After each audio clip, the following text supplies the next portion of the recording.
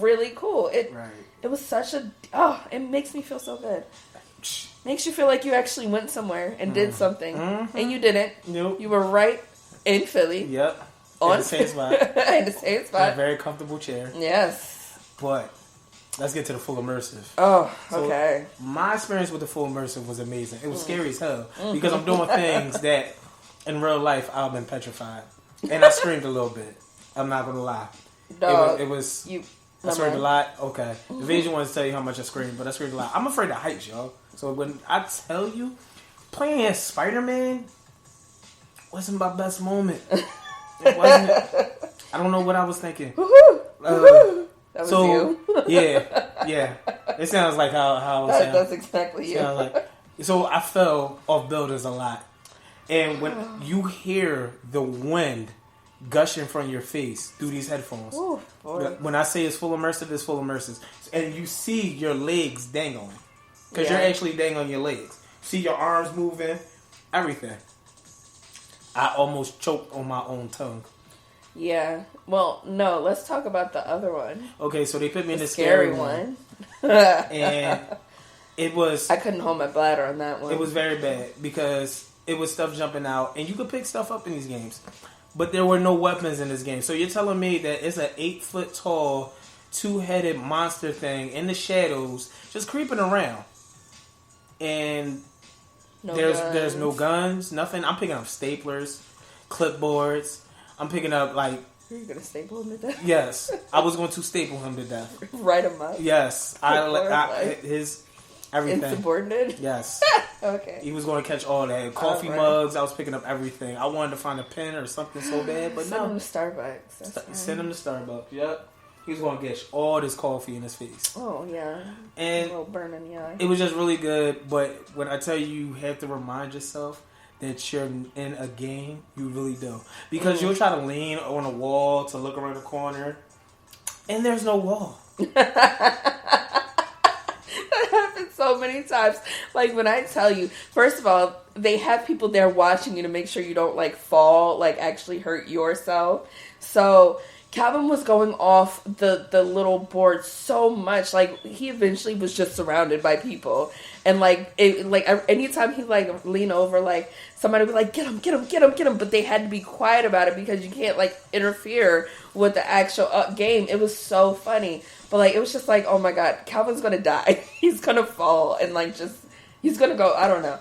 But it was so funny. You were literally surrounded at one point. I didn't even notice. I know. I was in another world. You were. I was in another world. It was very fun. You think it's ready for to go to the interview? Yes. So we have an interview of the Matt Capola, and why don't you guys take a listen?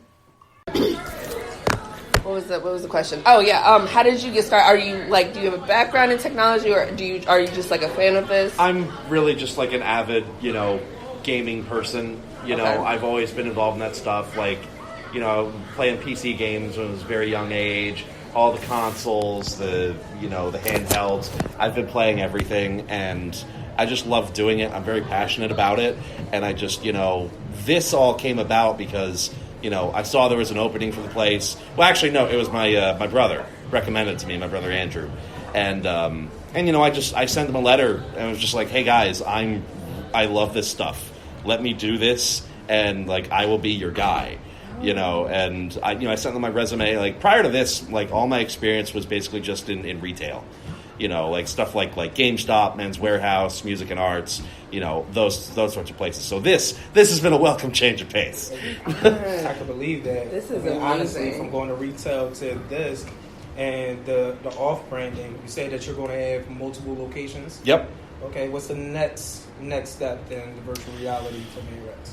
Well, right now, I'd say in the immediate future, we've got two things going on, which are, getting the Florida location, Boca Raton, getting that opened up. They've, started acquiring all the headsets we're going to have for it. I've been basically just telling them how many we need and which different types. So, we're going to have stuff from Oculus, stuff from Valve. We're even going to have a few headsets from Google. They do, yeah, it's called the Daydream View. It's one of those where it takes the phone and a little slot for it, and those would probably be on par with what you were doing in National Geographic.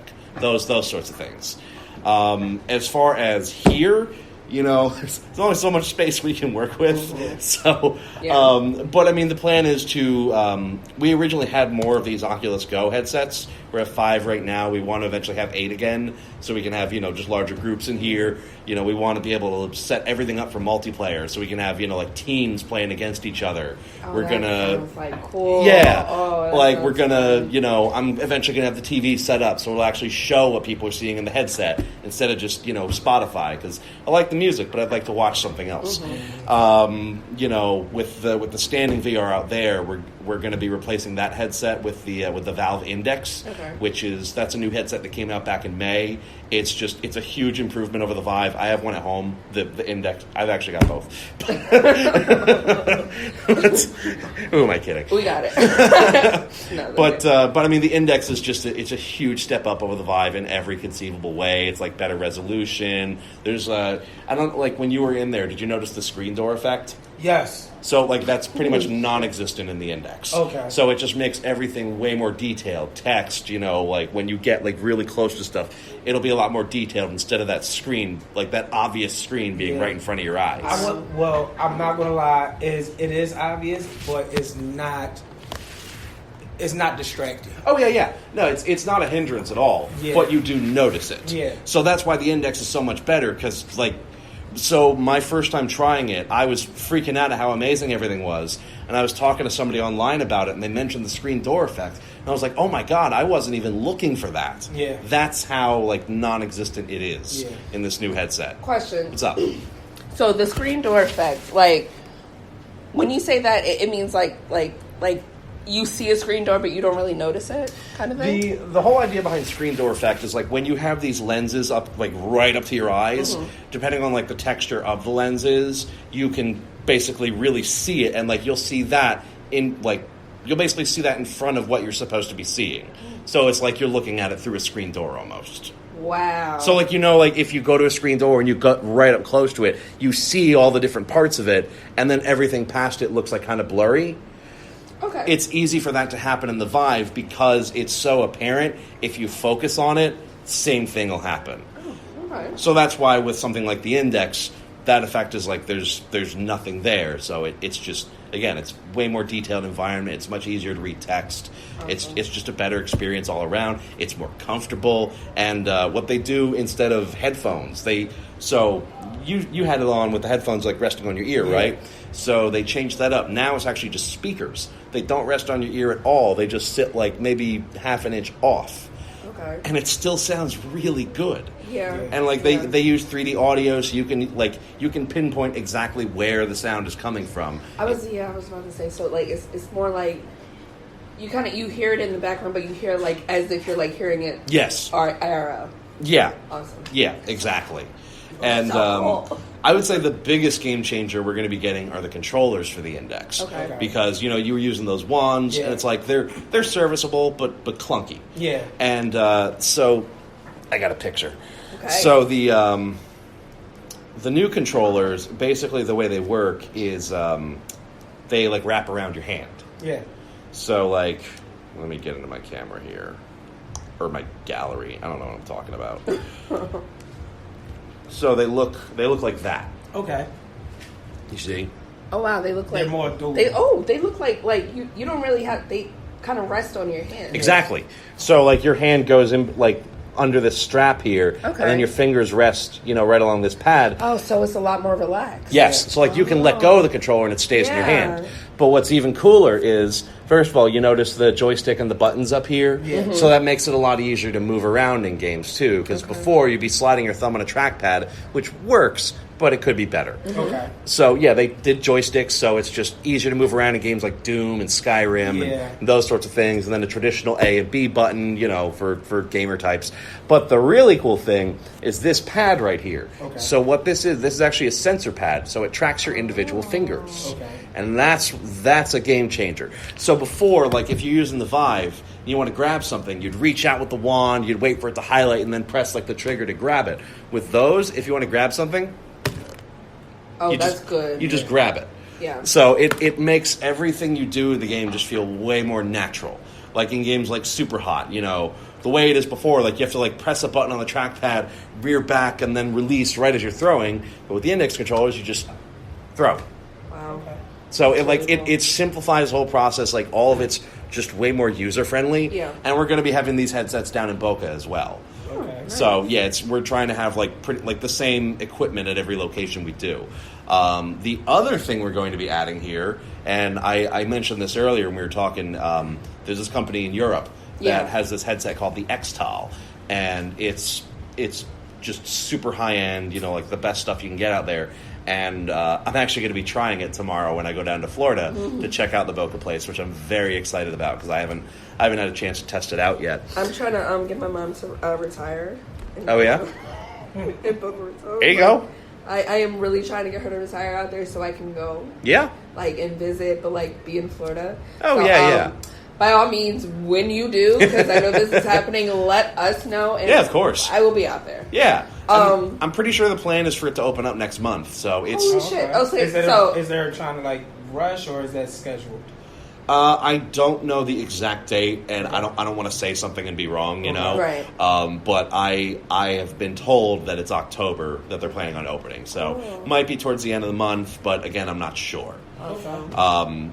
But yeah, that's in the plans for right now, and we're gonna have a lot more headsets there too. Okay. I mean, they're talking about having like 16 of these, the Oculus Go, like 3 of the indexes, and then 3 of those X-Tal headsets too. Okay. So there's going to be lots of different. So they're going to use one of the X-Tals for driving stuff, one of the X-Tals for flying, and then another for just like standing, kind of similar to what was out there. Crazy! I mean, the driving. Oh, I am a race car fiend. And yeah, like once we get it set up here, What's that? I'm sorry. No, I'm saying I don't know because a car accident on that thing, you might have a heart attack. Just put your seatbelt on. Because you still know, like in the back of your head, like that it's still virtual reality, but like you are like completely immersed in it, which I find really, really cool. What? You don't know my pain. You don't know. Okay, you're traumatized. You don't know what I just went through. All right. You can't speak on what you don't know. Okay. Yeah. So you saying, "Oh my God," no. Yeah. Okay. It's not that easy as you think. I'm not saying it's easy. I'm just saying you should. I knew a lot, and I still got freaked out several times. I mean, then you didn't know. I think that's one of the cool things about VR though is like you can like know exactly what you're going into and still not be ready for it at all. No, real shit. Because even so I was in the Nat Geo the ocean one. Okay, and I'm like trying to navigate. First of all, it took me forever to realize that I can actually like walk. In all of these. I think we forgot to mention that. Yeah, no, you guys know that's the thing. You mentioned it, but I'm inebriated, whatever. Yeah, it happens. In one ear, out the other. Right. But as I'm like trying to like navigate through like this little like coral reef or whatever, I'm like going over and like hit the thing, and I'm like, oh god, what did I just hit? I'm sorry, turtle. So it was Funny, it's very crazy. Similar experience happened. My parents were in here a few weeks ago, and they were trying this. Like they had tried VR before, but like they hadn't done this stuff. And this room actually used to look different because I don't know if you noticed all those lockers over there behind you. We actually used to have those set up on stands, like in between every chair. And it was, it was just storage stuff, but it wasn't practical. It didn't look good, and it was taking up too much room. Yeah. And as evidenced by the fact that when my mom was playing, which one was she playing? She was playing Rush, actually. The one you guys were doing. And she was like, she was like leaning her head and going through, and she actually leaned too far this way and just like booped the headset against the locker.